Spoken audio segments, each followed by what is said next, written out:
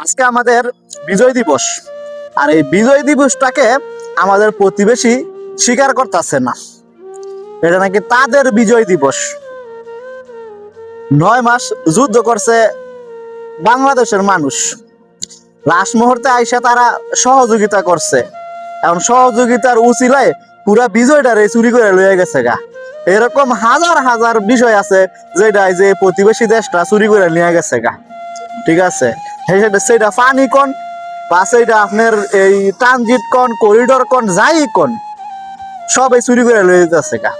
শেষমেশে বিজয়টাও চুরি করছে, স্বীকারই করতেছে না।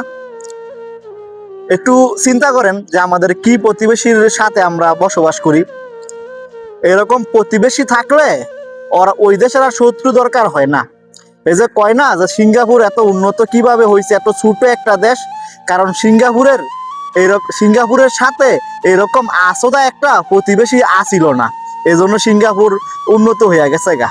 যদি সিঙ্গাপুর ওই প্রতিবেশীরা সিঙ্গাপুরের প্রতিবেশী হইতো, তাহলে সিঙ্গাপুরের অবস্থা সিকিমের মতন হইতো অথবা হায়দ্রাবাদের মতন হইতো। ঠিক আছে, এটা বুঝতে হইব। এজন্যই বলি আদি এজন্যই বলি আদি তো আদি এজন্যই আমি বারবার বলি যে আদিপথ আদি